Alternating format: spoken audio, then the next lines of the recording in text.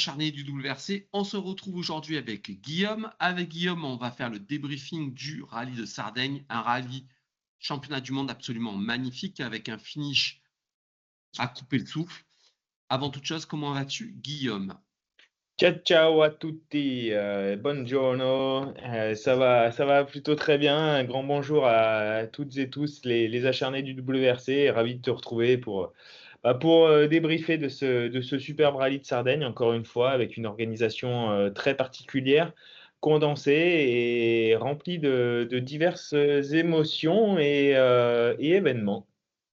Bon, alors moi, tout à l'heure, j'avais Tanak derrière, mais comme tu le sais, il est un petit peu timide, donc il a disparu. Avant toute chose, on avait dit que la prochaine vidéo serait 3, mais on a changé notre fusil d'épaule, on sera toujours 3, mais ça sera sur la prochaine. Pourquoi? Parce qu'on a décidé avec Guillaume de débriefer le rallye de Sardaigne tous les deux. Et puis après, l'invité qui était lui aussi sur ce rallye de Sardaigne nous rejoindra en milieu de semaine. On sortira la vidéo mercredi ou jeudi prochain.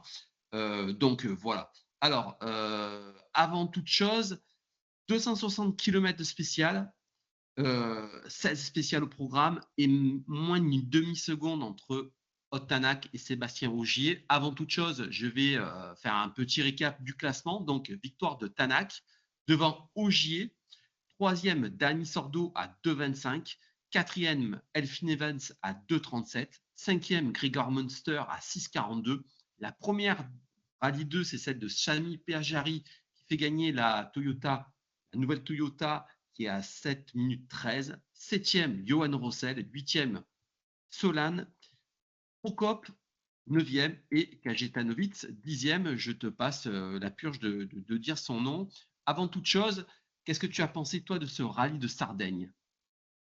Eh bien, ça a été un rallye qui a été, intéressant, encore une fois, plein de rebondissements comme on l'a dit. L'organisateur, le promoteur ont voulu essayer un nouveau rallye un petit peu plus condensé, donc du vendredi jusqu'au dimanche midi, puisque le shakedown, plutôt que d'avoir lieu le jeudi, a eu lieu vendredi matin et puis derrière, on est parti sur 4 spéciales le vendredi, 8 si je me trompe pas le samedi et 4 le dimanche avec une organisation un petit peu particulière parce que c'était des boucles de 2 spéciales qui étaient faites, 2 fois à la suite en fait.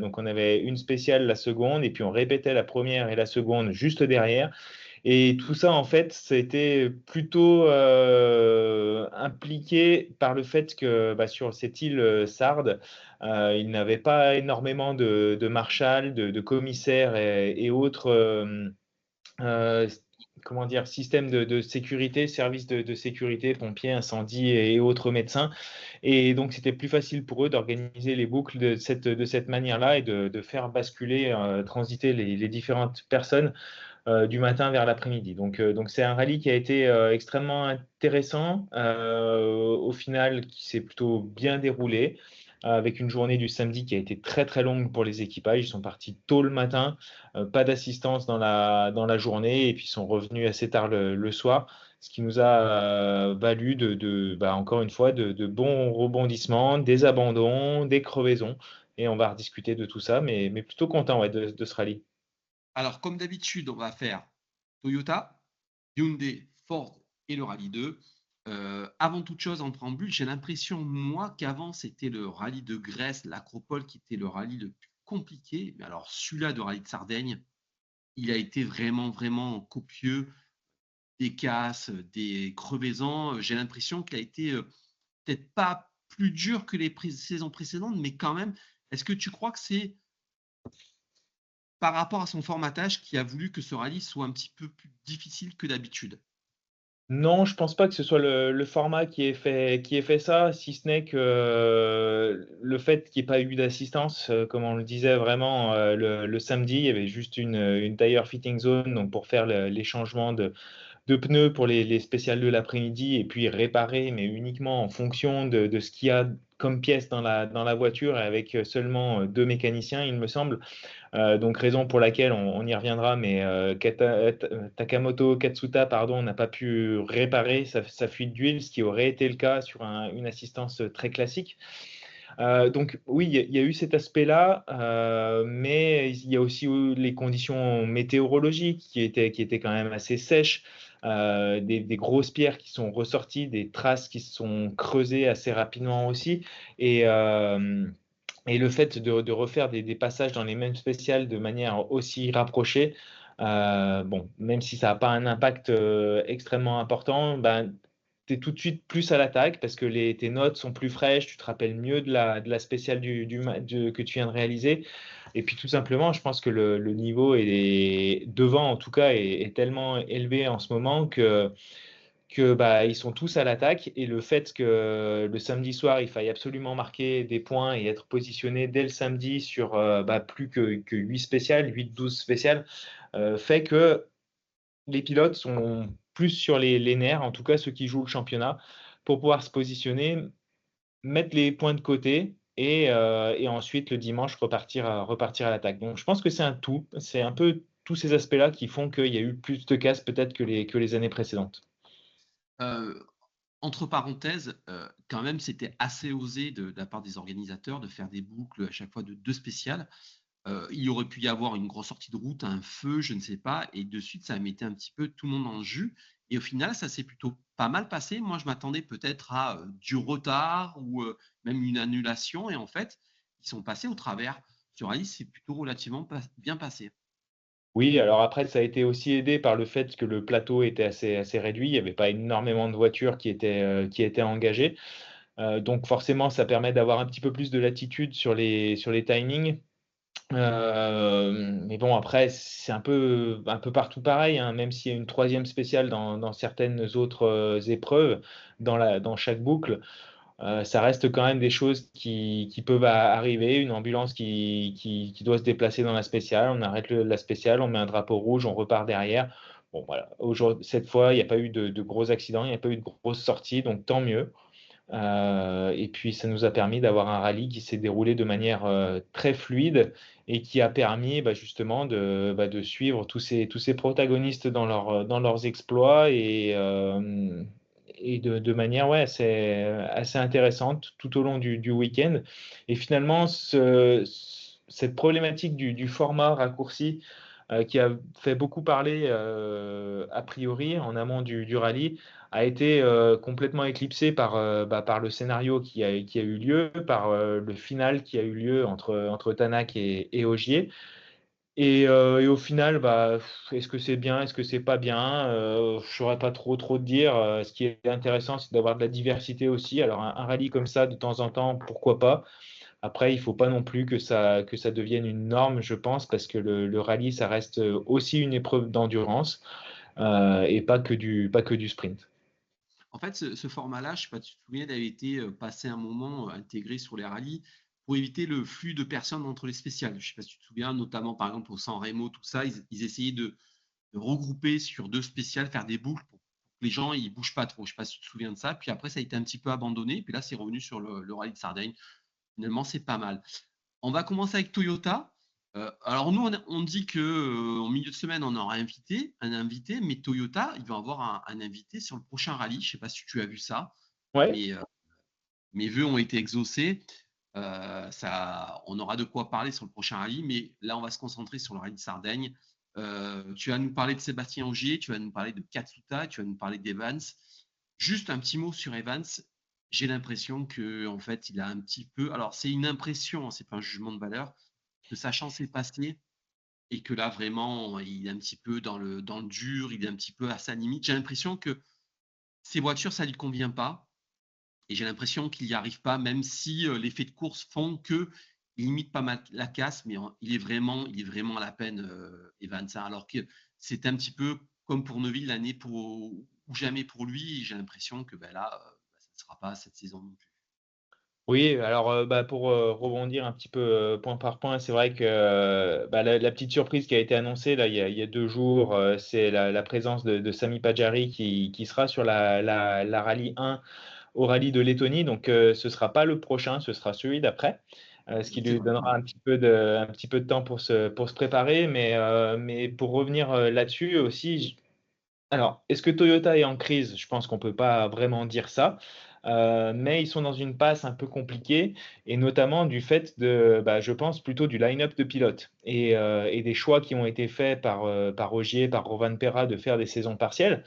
Euh, Toyota a accepté de les garder sur ces formats-là. Je pense prioritairement parce qu'ils n'avaient pas forcément beaucoup de choix. Il n'y a pas énormément de pilotes, surtout du niveau de Ogier et de Rovanperä, qui peuvent être engagés sur une saison complète ou partielle. N'empêche qu'aujourd'hui, voilà, ils en payent un peu le prix fort. Parce que au classement constructeur, ils se retrouvent maintenant derrière Hyundai avec 13 points de retard. Alors certes, ils ont 3 victoires chacun, Hyundai et Toyota, mais c'est quand même Hyundai qui marque beaucoup plus de points sur les 2 derniers rallyes. Et on peut considérer que les 3 prochains rallyes, la Pologne, la Lettonie, la Finlande, ils ont quand même des atouts à faire valoir, notamment avec Ott Tanak, même si Rovanperä sera de retour aussi sur certains de ces rallyes. Mais aujourd'hui, moi, je me pose vraiment la question de l'implication et du niveau de Kalle Rovanperä sur ces rallyes, sachant que ça fait quelques temps qu'il a quand même pas trop roulé et qu'il a montré quelques faiblesses. Et je me demande aussi si l'annonce de cette officialisation, donc de cette participation de Sami Pajari au prochain rallye, enfin dans 2 rallyes, c'est pas aussi pour préparer un petit peu une possibilité que Rovanperä finalement ne revienne pas à temps plein l'année prochaine, mais aussi pour lui mettre un petit peu la pression. Je pense, en lui disant attention, t'es pas tout seul, t'as beau être le plus jeune champion du monde, on se prépare quand même des options au cas où. Tu le vois comme ça, toi? Ouais, ouais, je le vois un petit Tu peu vois, comme ça pour moi, c'est. parce qu'ils ont 2 mois d'écart en termes de date de naissance, je crois, Rovanperä et Pajari. Et, euh, et je pense qu'ils commencent à préparer clairement l'avenir parce que Ogier, pour moi, aujourd'hui, clairement, Hmm. c'est encore le meilleur pilote du plateau. Clairement. Euh, il le montre mais s'il faisait des saisons complètes, je pense que son palmarès serait juste dingue aujourd'hui. Euh, mais il va clairement pas repartir sur une saison complète. Et il faut qu'ils aient un autre top pilote qui soit prêt l'année prochaine à marquer des gros points. Parce que comme tu l'as dit, Evans, c'est très compliqué. On a l'impression qu'il n'y arrive plus avec cette voiture. Il n'arrive plus à trouver les bons réglages. Il n'arrive plus à être tranchant dans ses attaques. Et même s'il est encore bien positionné au classement en termes de points, puisqu'il est deuxième à égalité avec Tanak, la seule chose qui peut retirer de positif de ce rallye au final, c'est que il va être troisième au classement général, donc il va partir une place derrière Tanak pour le prochain rallye. Et qui reprend quelques points à Thierry Neuville. Mais encore une fois, ce système de points, on en discutera parce que Neuville abandonne et il reprend que 6 points en fait. Donc, Attends, je me permets juste de te couper. On va revenir sur Evans parce que j'ai 2 trucs. Moi, l'arrivée de Pajari, je la traduis pas vraiment comme toi. Euh, Rovanperä, je préfère, pour moi, c'est un petit peu la diva du truc. C'est un peu le Verstappen de la F1, pas avec le même palmarès, certes.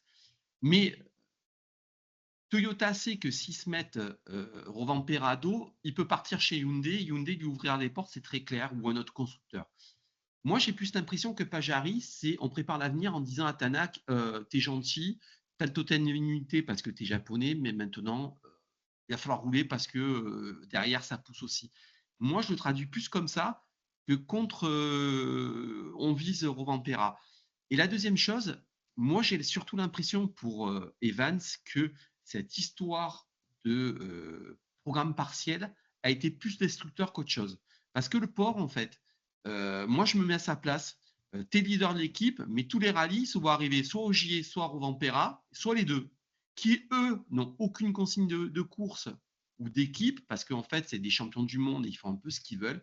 Et t'as le mec qui joue le titre et qui, tu vois, j'ai l'impression qu'il doit se battre contre Neville Tanak, plus Ogier et Rovanperä.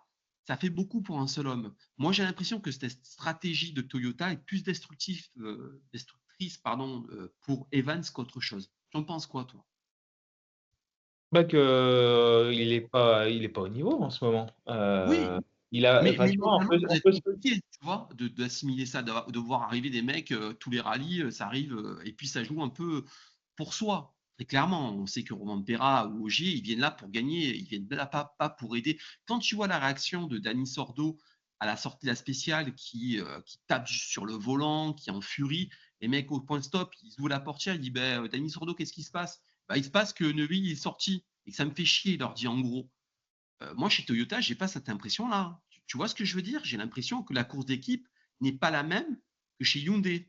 Enfin, tu vois ce que je veux dire? Non, Mentalement, mais pour Evans, bah, c'est compliqué. ouais, mais non, non, je suis pas d'accord parce que Evans, là, c'est juste qu'il est pas devant. Enfin, Oui, on ne pose même pas la question de consigne d'équipe ou quoi que ce soit parce que non, Ogier c'est est devant. mentalement, ça doit être compliqué, tu vois, assimiler ça, tu vois? Que Ouais, tu mais es le leader sans l'être, on n'est tu pas en vois? on n'est pas en circuit là. Ils vont pas se faire du mal sur les spéciales. Ils vont pas s'accrocher. Mmh. Ils vont pas se mettre des bâtons dans les roues. Evans, je veux dire, si il est là pour faire son championnat, pour faire ses rallyes, ben, force est de constater il est pas devant. Enfin, la question, elle se pose même pas. Il n'y a pas de moment où on a eu un Ogier premier, Evans deuxième, et on n'a jamais demandé à Evans de ralentir pour assurer des points Non, mais constructeurs. c'est Donc, pas ça, c'est que je le traduis que il y est plus et j'ai l'impression que pour lui, mentalement, c'est compliqué cette situation-là. Tu vois, d'être le leader sans vraiment l'être. Tu as l'impression que lui, il a l'obligation de ramener des points pour constructeur. Les autres, eux, ils s'en foutent un petit peu parce que bon, voilà, ils sont ce qu'ils sont.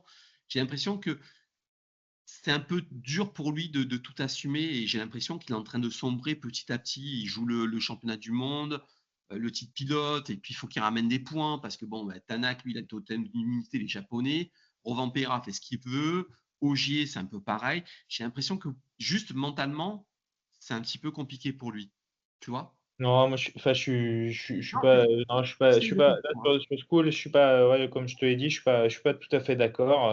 Je pense pas que Evans, il ait des consignes de ramener la voiture à la cinquième place, comme ça peut être le cas pour un Dani Sordo qui effectivement doit assurer sa place, son rôle de troisième pilote et d'être derrière Tanak et Neuville pour ramener des points, effectivement, s'ils ont des soucis. Là, Evans, c'est clairement pas le cas. Au début d'un rallye, on lui dit pas, et a fortiori au début d'un rallye comme celui-ci où tu as Ogier et Katsuta qui sont engagés, c'est Katsuta qui doit ramener des points, c'est pas Evans. Ah, mais j'essaie de comprendre.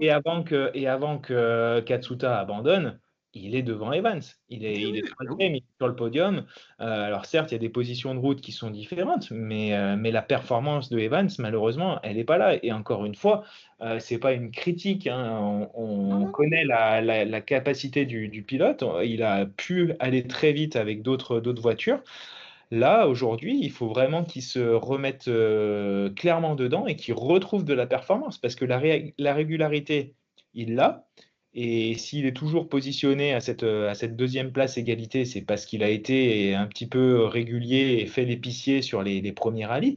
Ça pourrait passer s'il y avait qu'un seul top pilote en face. En l'occurrence, c'était le cas avec Neuville. Petit à petit, tu peux reprendre des points, comme il l'a fait sur ce rallye sans être très performant, mais en comptant sur les erreurs des autres.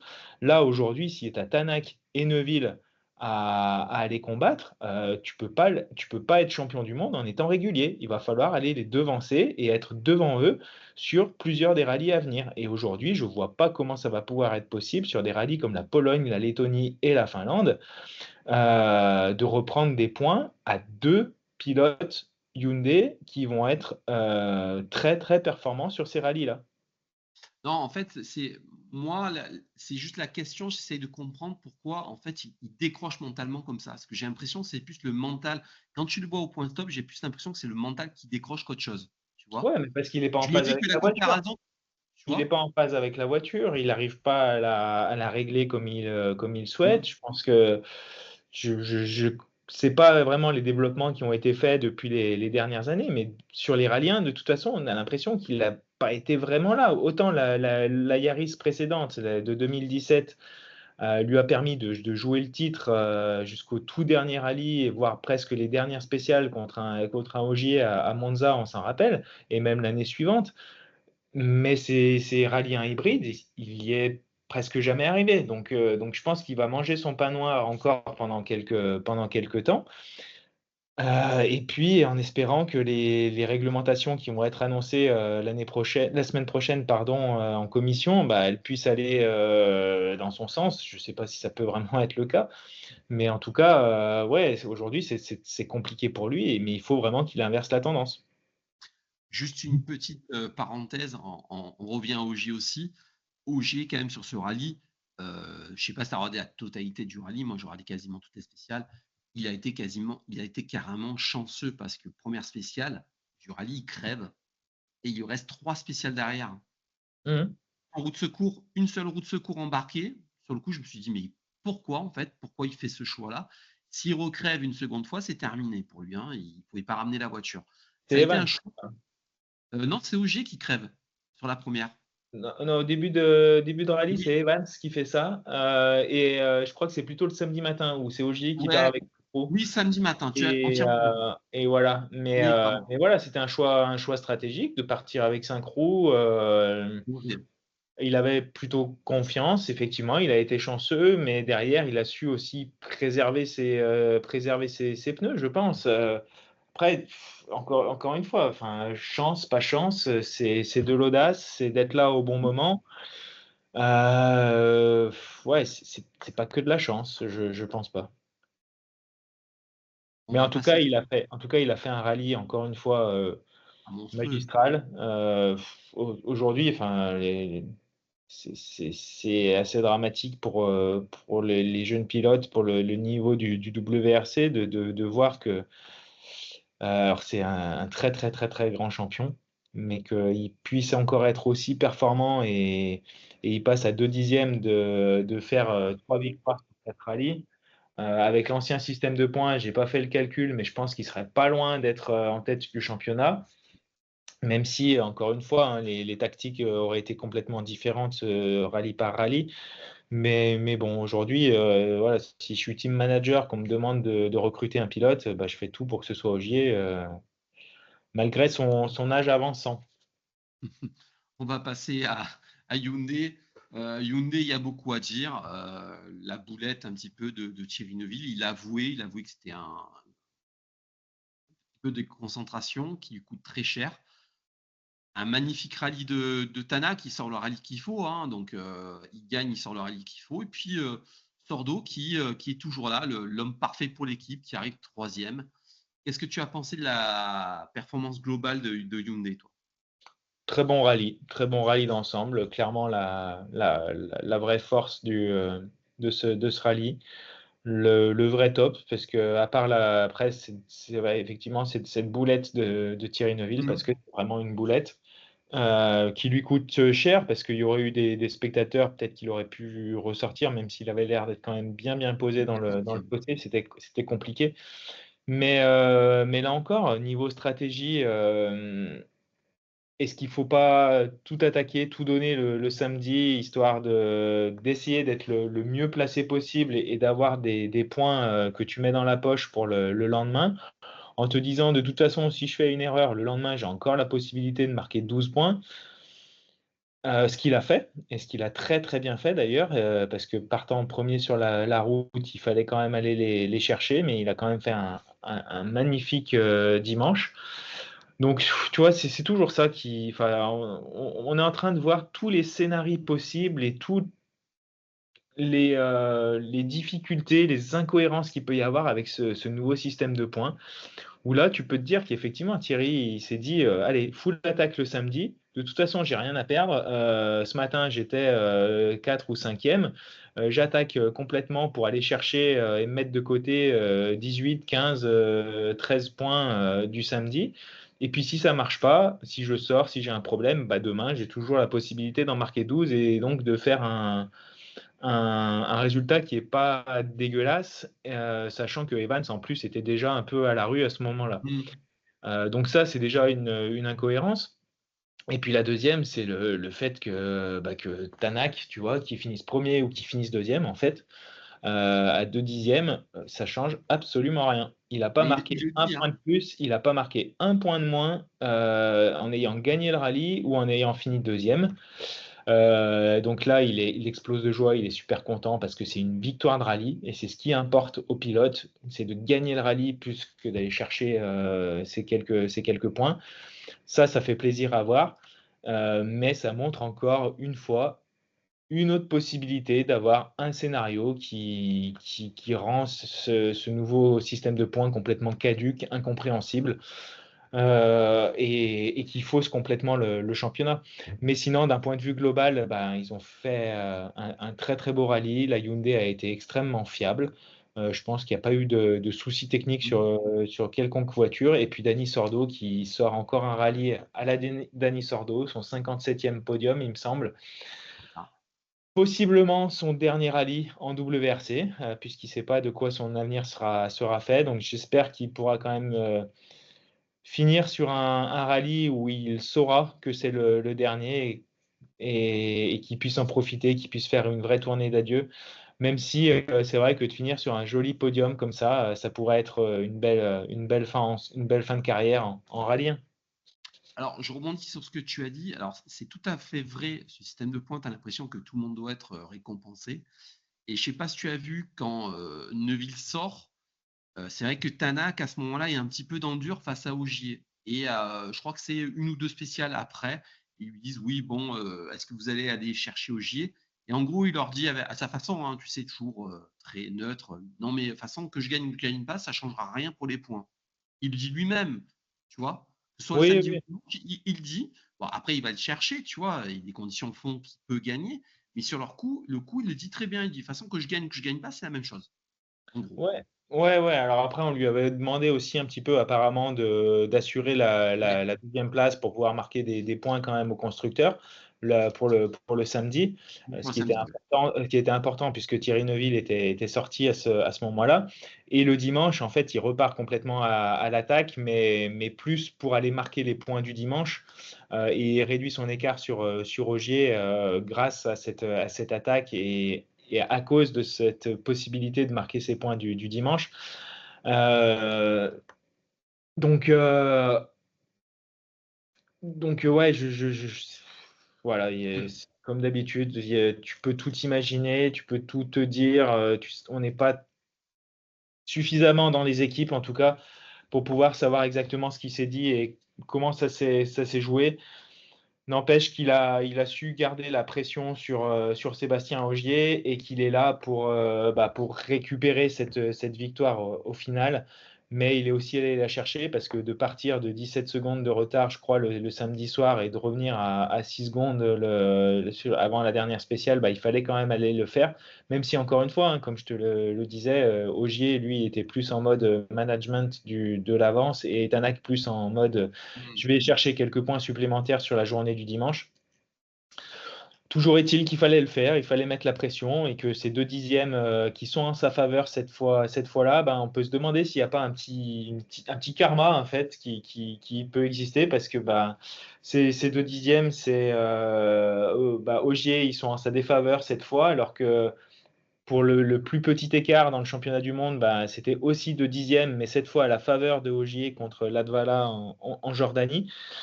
Et puis on se rappelle que, toujours pour continuer sur cet aspect un peu karma, superstition, bah, c'est dans cette spéciale aussi que Tanak avait perdu le rallye de Sardaigne il y a quelques années sur un problème de direction assistée. Et c'est dans cette même spéciale qu'il gagne le rallye cette fois.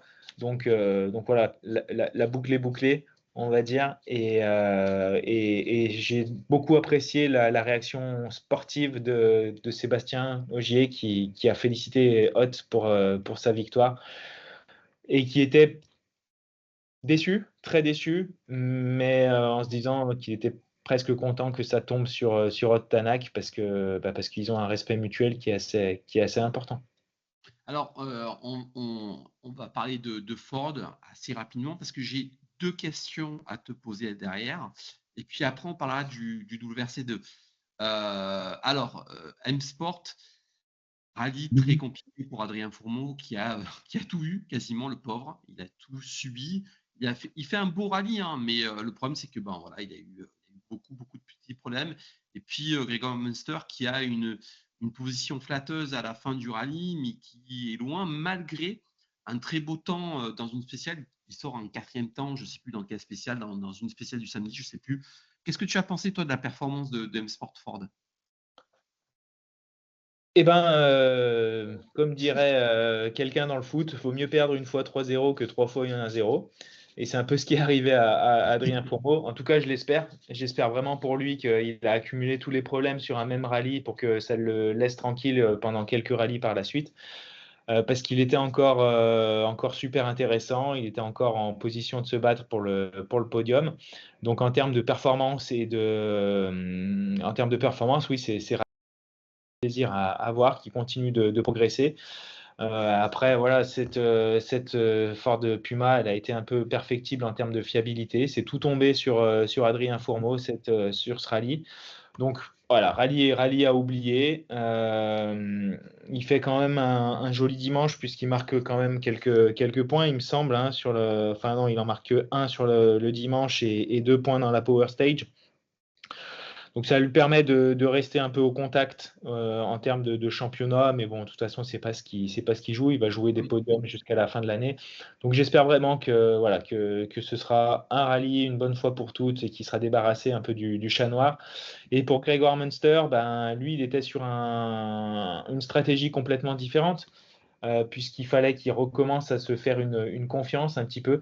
Faut pas oublier qu'il est dans une position qui est quand même très difficile. Hein. Il apprend la voiture déjà, mais il apprend aussi et surtout les rallyes parce qu'il n'a pas une expérience monstre. C'est presque même, je pense, un petit cadeau empoisonné, comme on l'avait dit la dernière fois, hein, d'avoir cette saison en rallye 1 qui s'offre à lui directement, alors que l'année dernière, il était en rallye 3 et après en rallye 2. Les deux, ouais. Mais bon, c'est pas une occasion que tu peux laisser passer. Donc là, il était parti sur un rythme plutôt pour être à l'arrivée, en capitalisant un petit peu sur ce qui avait pu être le cas sur les années précédentes. Donc, c'est-à-dire de faire une petite course d'attente et puis de se dire que de toute façon, il va y avoir de l'attrition, il va y avoir du dégât et qu'il y a forcément des places à gagner à ce niveau-là. C'est ce qu'il a fait. Bien lui en a pris. Il finit avec sa meilleure place en WRC. Et puis surtout, il s'est fait un plein de confiance en ayant un rallye fluide, ouais, smooth, comme on peut dire en anglais. Et puis voilà, sur les rallyes prochains, peut-être qu'on le verra un peu plus à la fête. Mais j'en Ouais, il suis sort pas. en 4e temps, hein, il sort en 4e temps dans Ah une oui, spéciale. oui. Il est pas mal. Hein. Et moi, je trouve que le gros avantage de Munster, c'est qu'il ne fait pas d'erreur ou très peu. Il en fait très peu. Il en casse. Enfin, non, mais depuis quelques rallyes, il en a cassé Ouais, en ouais. Monte-Carlo. C'est vrai Ouais, qu'il a un petit peu moins d'erreurs. c'est des toutes petites erreurs. C'est des toutes petites erreurs qui lui coûtent cher, mais c'est des toutes petites erreurs et c'est dû à son manque d'expérience. Parfois peut-être son manque de maîtrise et de stratégie sur certaines concentrations, je ne sais pas trop. Mais c'est pour ça qu'il aurait été peut-être préférable qu'il apprenne encore un petit peu, qu'il se fasse Mmh. plus les dents sur le WRC2 où il y a et là, je pense qu'on va en parler un peu et voir Oui, oui. beaucoup parce que c'est juste passionnant les épreuves qu'il Ah peut y oui. avoir en Rallye 2 et le niveau qu'il y a, c'est juste dingue. Mais voilà, lui, il est plutôt là pour apprendre et on a hâte de voir ce que ça va donner par la suite. Je pense que on va rebondir, hein, sur ça. Je pense que les rallyes qui arrivent seront un petit peu plus compliqués pour lui parce que c'est vraiment très Ouais. spécifique, hein, Et- notamment la Pologne, qui est un nouveau rallye, heu, sans l'être parce qu'il était au calendrier du championnat du monde il y a encore quelques années. C'est un rallye hyper impressionnant. Moi, je me souviens des vidéos avec des jumps de folie, des vitesses hallucinantes. Je voudrais te parler, d'une 3e Puma, heu, en Pologne. Et je comprends pas en fait. Je comprends pas en fait l'approche qu'il y a de lancer un pilote sans le bloc hybride. Euh, Toi, tu en penses quoi? Est-ce que tu as une explication à ça, toi? Non, pas vraiment, à part, Je comprends pas en fait. je pense qu'il faut même passer rapidement dessus. Je pense que c'était à la fois pour éventuellement tester en vue d'une modification de la réglementation pour l'année prochaine où il était censé être acté que les voitures rouleraient sans le bloc hybride. Donc je pense que c'était pour ça. C'est aussi peut-être pour qu'il ait moins de paramètres à gérer. Parce que ces rallyes 1, elles sont beaucoup plus, il y a beaucoup plus d'aéro, il y a beaucoup plus de vitesse en courbe à accepter d'avoir, et c'est un fonctionnement différent de la rallye 2. Donc je pense que c'est surtout pour ça, et pour se dire que voilà, qu'il faut que le pilote il se concentre sur une seule chose à la fois, une seule modification, et pas qu'il ait tout un tas de paramètres à gérer. Donc d'apprendre sur une rallye 1 sans l'hybride, et puis le rallye suivant de passer sur une rallye 1 avec l'hybride. Non, je comprends pas bien la stratégie non plus, mais je pense qu'il y a pas. Voilà, on va attendre de voir ce que ça dit la semaine prochaine. Mais il faut vraiment il faut vraiment qu'il se positionne, parce que là, ça commence à être du n'importe quoi sur la réglementation. Tu vois, je discutais avec un ingénieur de chez Skoda il y a pas très longtemps. J'ai lu l'article aussi, l'interview de Michael Rabanek, là, le boss de chez Skoda Motorsport. Aujourd'hui, ils sont dans le flou. Est-ce qu'on fait des évolutions sur la Skoda Rally 2? Est-ce qu'on attend une nouvelle réglementation? Enfin, il y a trop de choses qui sont dans l'inconnu. Et il faut très clairement que ça devienne plus clair, et que ça se décante pour que les constructeurs puissent se positionner dans un sens comme dans l'autre. Mais on va passer rapidement là-dessus, et on va plutôt parler du Rally 2, parce que là, il y a des choses concrètes qui se sont passées. Doucement, doucement. Tu me laisses, j'ai encore une question pour toi. Tu sais, moi, je connais quelqu'un via les réseaux sociaux et les sites internet, on se suit depuis de nombreuses années. Et on a discuté cette semaine, c'est JB Marcus de Planète Marcus, que je salue, s'il nous regarde, de l'arrivée d'une nouvelle manche en WRC en 2025. Et lui, il me Ouais. disait qu'il y aurait passage, augmentation des épreuves, mais que ce n'était pas sûr, et que potentiellement, ça serait la Pologne qui pourrait éventuellement sauter. Alors, c'est issu pute, hein, c'est pas sûr, c'est un avis. Qu'est-ce que toi tu penses de l'arrivée de cette nouvelle manche, et qu'est-ce que tu penserais si un peu à l'image de la Nouvelle-Zélande, la Pologne venait faire un petit tour en championnat du monde et hop, ça repart. C'est un petit peu, une fois de plus, hein, tu vois, ça vient, ça part. Tu as l'impression que c'est pas cadré, quoi. Ouais, ouais, alors juste pour rappel, et pour bien cadrer les choses pour tout le monde, donc on parle de l'arrivée du rallye d'Arabie Saoudite qui va Oui. clôturer le championnat du monde des rallyes, donc 2025, en novembre, et qui a signé un bail pour être présente en championnat du monde pendant 10 ans. Chose qui n'a jamais été faite sur aucun rallye depuis des années et des années. D'ailleurs, je ne sais même pas si ça a déjà été fait. Mais ça montre bien l'intérêt de la FIA et du promoteur qu'ils ont avec ce pays, quel qu'il soit.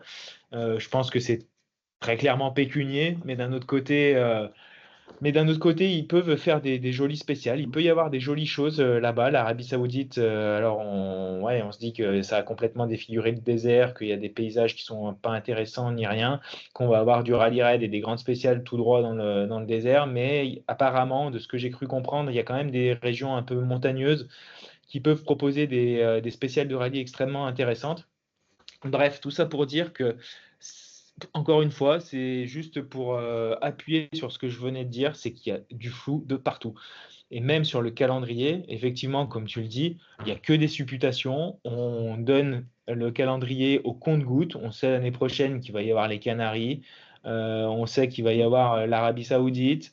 Et puis après, le reste, on n'en sait pas trop. Alors, il y a quelques rallyes qui sont sous contrat. On parle de plus en plus d'un rallye en Amérique du Nord, oui, mais où? On reparle effectivement de la Nouvelle-Zélande qui pourrait revenir sur des rotations, mais encore une fois, il n'y a rien de défini, il n'y a pas de cadre. Oui, moi je serais pour qu'on reste sur un calendrier à 14 rallyes, 13-14 rallyes, et puis qu'il y ait des épreuves qui tournent d'une année à l'autre. La Nouvelle-Zélande une année, l'Australie une autre année, le RAC en Angleterre une année, l'Irlande sur goudron l'année d'après, l'Espagne une année, le Portugal l'année suivante, le Tour de Corse une année, tu vois, le San Remo l'année suivante. Faire des choses comme ça qui soient cohérentes et qui permettent de donner un peu à manger à tout le monde, mais qu'on ait une vraie structure qui se répète d'année en année. C'est pas possible pour un constructeur de venir s'engager en ayant autant de points d'interrogation et autant de brouillard sur tout, que ce soit la réglementation technique, que ce soit le calendrier. Comment veux-tu qu'un constructeur s'engage ne sachant pas où il va pouvoir promouvoir ses voitures? Encore une fois, on l'a déjà dit dans les autres épisodes, les constructeurs, ils sont pas là pour faire plaisir aux spectateurs, ils sont pas là pour faire plaisir aux pilotes, ils sont là, comme on le dit, pour gagner le dimanche et vendre le lundi. C'est ça. Et si on leur met des rallyes dans des régions où ils sont absolument pas présents, bah, ça leur sert à rien. Non, mais en plus, tu sais, je discutais parce que JB de Planet Marcus, son site, c'est une référence en France, hein. Lui, toujours assez clairvoyant de tout ça. Et quand il m'a dit ça, il m'a dit, ouais, ça pourrait être peut-être la Pologne qui saute au profit de l'Arabie Saoudite et une nouvelle épreuve qui pourrait arriver en Amérique du Nord. Si ça se fait, ça ferait moitié calendrier en Europe, moitié calendrier hors Europe. Tu vois ce que je veux dire? C'est le rallye serait éclaté vraiment un peu de partout et même au niveau logistique, tout ça, les coûts commenceraient à devenir importants, hein, d'aller Nouvelle-Zélande ou Australie ou Amérique du Sud. Enfin, tu vois ce que je veux dire? Ça commence à devenir Bah, ça voilà. dépend de comment on le fait, et si on le fait de manière intelligente ou pas, si on le fait avec des sortes de tournées, après, c'est pareil, tout dépend de ce que tu déplaces, hein. Si tu déplaces les tentes et les structures d'il y a 15 ou 20 ans, quand j'ai commencé à suivre le rallye, ça rentre dans un container. Si tu déplaces aujourd'hui les camions et les hospitalités où il leur faut 15 jours pour les monter, là oui, ça coûte plus que Oui, plusieurs billets. Donc voilà, tout ça pour dire que, encore une fois, tout dépend de l'implication qu'il peut y avoir, mais il faut clarifier tout ça. Il faut clarifier tout ça. bon, alors, on y va? On parle du Ouais, WRC2? Allez, ouais, ça a ouais. été, ça a été extraordinaire. Alors, je vais pas dire que c'est un peu le rallye des occasions ratées, mais on va dire que Johan Rossel s'en sort quand même assez bien. Première victoire, si je dis pas de conneries comme d'habitude, de la Toyota Yaris Rally 2. Donc, c'est Pajaré qui gagne devant Rossel, Solan, Prokop, Deuxième, Kajetanowicz. deuxième euh, victoire. Deuxième victoire, bah voilà, tu vois, je dis des conneries, comme d'habitude. Non, mais j'étais en train, tu sais, moi, j'arrive pas à faire deux choses à la fois. Je suis un vrai mec, donc j'étais en train de réfléchir à mon classement et autre chose. Mais quand on voit le classement, quand on voit Pajari, Rossel, Solan, Prokop et Kajetanovic, je suis tenté de te dire qu'il y a eu quand même la grande lessive et le grand ménage en WRC2 et que ça a été un rallye à rebondissement aussi. Qu'est-ce que tu en as pensé, toi? Ouais, ouais, bah, clairement, ça a été un rallye extrêmement intéressant à suivre. Et puis, il y a énormément de choses à dire. La première chose, c'est que le championnat est juste extrêmement intéressant. Alors, en termes de visibilité, c'est un petit peu compliqué, hein. On en a déjà parlé avec les rallyes qui sont à nominer ou à ne pas nominer. Oliver Solberg qui est forfait juste avant le rallye pour une cause de gros virus. D'ailleurs, on lui souhaite un très prompt et rapide rétablissement, en espérant que ce soit pas trop grave. Et puis voilà, Greensmith qui n'était pas présent. Ouais. Mais toujours est-il qu'aujourd'hui, il y a 6 rallyes qui ont été disputés, il y a 6 vainqueurs différents. Donc Rossel, Solberg, Solans, qui a fait gagner la Yaris pour la C'est première vrai, fois mais c'est vrai, mais c'est au vrai, je suis rallye entièrement d'accord. précédent, Paджari, Greensmith et Griazin. Quasiment, bah, tu vois, deux victoires pour la C3, 2 victoires pour les Skoda, 2 victoires pour la Toyota. Extrêmement intéressant à suivre. Encore une fois, le niveau est assez dingue. Donc là, le rallye a été assez tranquille pour Pajarri parce qu'il a été rapidement devant. Et puis Rossel qui crève dès les premières spéciales, bah, ça fait qu'il y a un petit écart qui se creuse, des sorties de route pour Suninen, Ouais. pour Loubet qui a eu beaucoup de problèmes techniques. C'est pas une sortie de route pour lui en Non, non, l'occurrence. des problèmes techniques, ouais. Et, mais bon, voilà, ça a été un rallye qui au final a été plus intéressant à suivre par la performance de Russell et tout simplement le fait qu'il a été magistral sur le samedi, remportant toutes les spéciales et remontant comme une flèche de la 15e à la deuxième place. Jusqu'à la fin, il s'est battu avec Solans pour conserver cette deuxième place. Il se positionne très très fort là. J'ai l'impression que s'il continue sur cette dynamique et a fortiori quand il y aura Solberg et Greensmith, je pense qu'il est un petit peu derrière, mais quand il va vraiment pouvoir se battre contre Solberg et je pense qu'il peut vraiment prétendre à quelque chose de sympa pour l'année prochaine. Juste un mot, c'est vrai que c'était pas sur la sortie, mais je te disais Loubet aussi, qui a eu beaucoup de soucis. C'est vrai que Loubet, sur la performance pure, sur ce qu'il a montré aussi, il est là, hein, et il va falloir compter sur lui sur les prochains rallyes. Mm. C'est un client aussi, hein. C'est un vrai Ouais, client. ouais, c'est un client en termes de performance. Après, il faut voir si ça aurait duré sur la durée du rallye, justement. Parce qu'on sait qu'il est adepte malheureusement des petites fautes et ça aurait été sympa de le voir pouvoir performer et faire un vrai beau rallye pour se remettre en confiance après le Portugal et lancer enfin son championnat parce que même si Mikkelsen a été champion sur 4 ou 5 rallyes l'année dernière, avec la compétitivité qu'il y a cette année, lui restant que 5 rallyes pour marquer des points, j'ai peur que la messe soit déjà un peu dite pour Pierre-Louis, à moins qu'il gagne les trois prochains rallyes auxquels il participe. D'ailleurs, une petite parenthèse aussi sur quand tu disais la promotion du WRC2, on les a quasiment pas vus à la télé, ou très faiblement, parce qu'en fait, c'était pas la télévision qui faisait ça, c'était le découpage des spéciales qui était très rapproché. Je ne sais pas si tu as vu. De suite, ils étaient obligés de couper pour aller sur une autre spéciale. Et j'ai trouvé ça un petit peu dommage. Oui, mais encore, Mm. comme on l'a dit tout à l'heure, hein, c'était pour des raisons plus organisationnelles du Ça, rallye, de manque un peu de personnel. C'est sûr que c'est sûr que c'est c'est dommage, dommage. hein. Après, Mm. après, ça reste une catégorie inférieure au rallye 1. Peut-être plus orienté pour les vrais passionnés, comme un peu la Formule 2 Mm. pour la monoplace, hein. Mais ça reste un plaisir à suivre en tout cas. Et j'ai Euh, hâte d'en discuter aussi avec notre invité. Et pour te spoiler un petit peu, ben, on va pouvoir annoncer que c'est Nicolas Siamin qui devrait nous rejoindre la semaine prochaine pour en discuter. Et malheureusement, un rallye qui a été un peu compliqué pour lui aussi. Donc on en rediscutera, on fera des points un peu plus techniques orientés sur les rallyes terre, sur les préparations de rallye, sur les préparations d'un championnat. Donc ça va être intéressant et je vous invite d'ores et déjà à poser vos questions dans les commentaires pour qu'on puisse les relayer et en discuter tous ensemble. alors, on va en terminer avec cette émission qui a été passionnante. Tu vois, on n'est pas tout le temps d'accord. Tu vois, on n'a pas été d'accord sur Evans. Ah bah, Et, heureusement. c'est super bien de chaque fois de débattre. La Pologne, comme c'est un rallye qui revient au championnat du monde. Moi, les seuls souvenirs que j'ai, c'est des passages de folie, des boss dingues.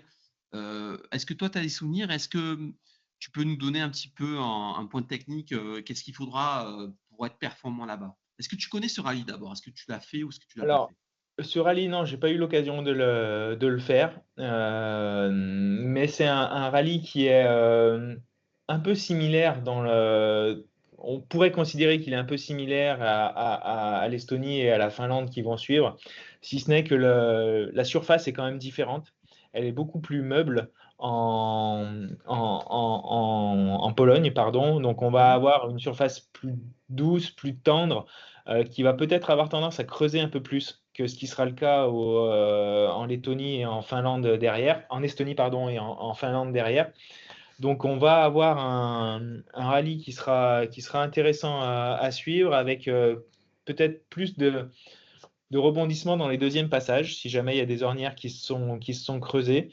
Tout va dépendre aussi de la météo, hein. Je ne sais pas quel est le type de météo qui est attendu à cette époque-là en Pologne, mais je pense qu'il peut également y avoir des gros orages ou alors que ce soit complètement sec et plus dur.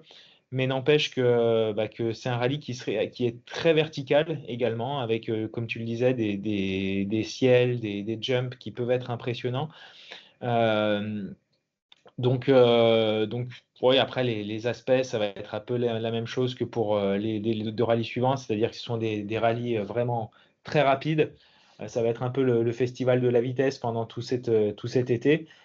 Et ce sera un rallye qui sera offert, je pense, à celui qui va pouvoir les mettre sur la table. Mais il y en a plusieurs.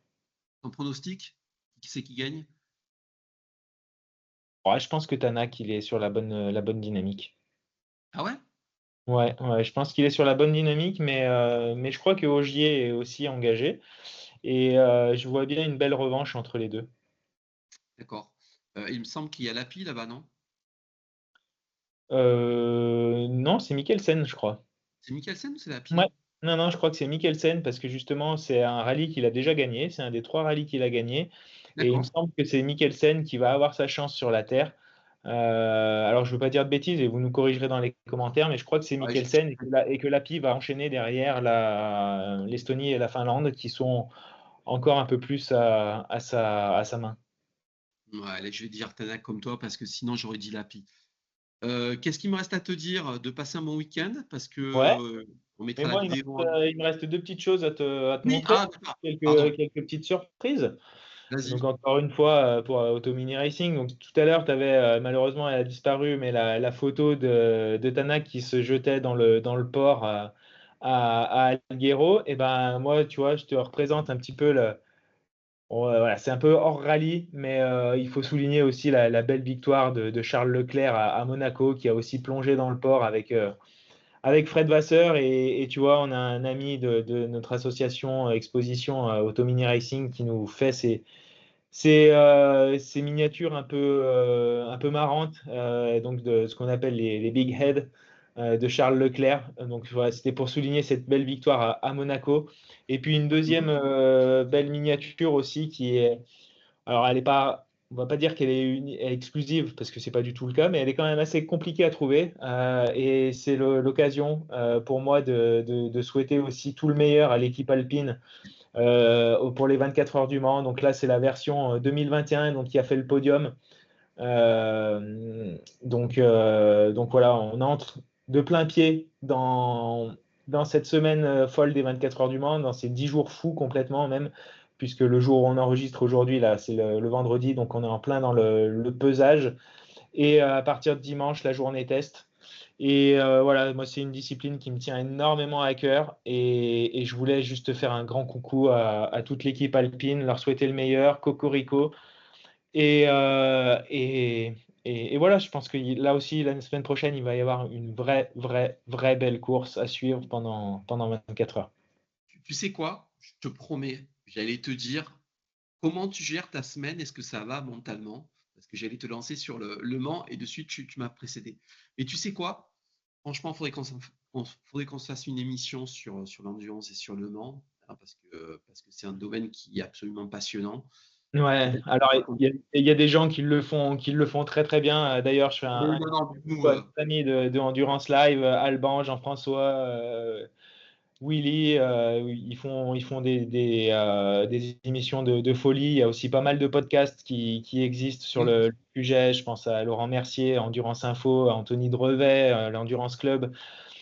Voilà, il y a plein de choses qui existent, il y a plein de médias et je pense que tout le monde peut exister dans ce monde-là et justement s'encourager les uns les autres, c'est top. Donc là, je peux que le redire, hein, mais pareil, encouragez-nous à continuer si ça vous plaît, mettez-nous des petits commentaires, des likes, partagez la vidéo et écrivez-nous un peu vos ressentis, vos pronostics pour la Pologne, vos pronostics pour les 24 heures du Mans et les questions pour Nico Siamin pour la prochaine interview.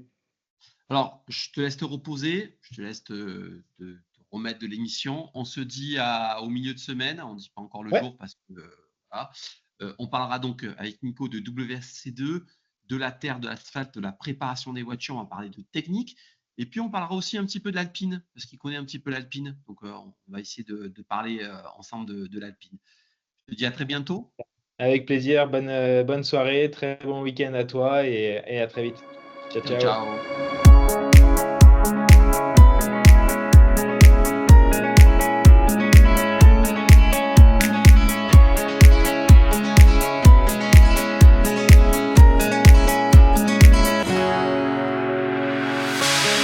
sun lays so brightly up in the summer sky. I shouted at the mountains, watch me shine and fly.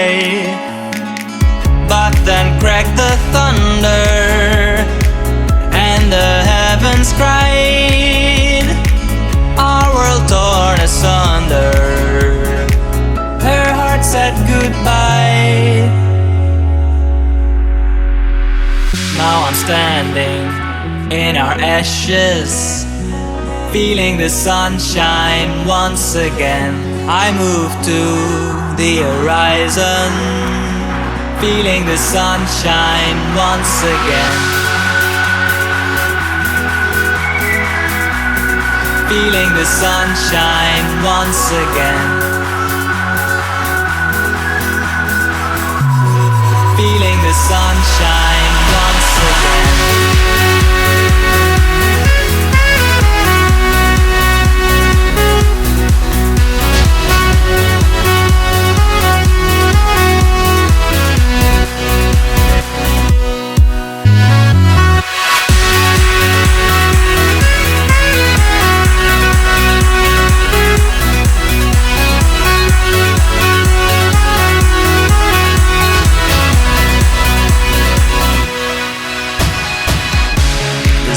Lays so brightly up in the summer sky. I shouted at the mountains, watch me shine and fly. But then cracked the thunder, and the heavens cried, our world torn asunder. Her heart said goodbye. Now I'm standing in our ashes, feeling the sunshine once again. I move to the horizon, feeling the sunshine once again. Feeling the sunshine once again.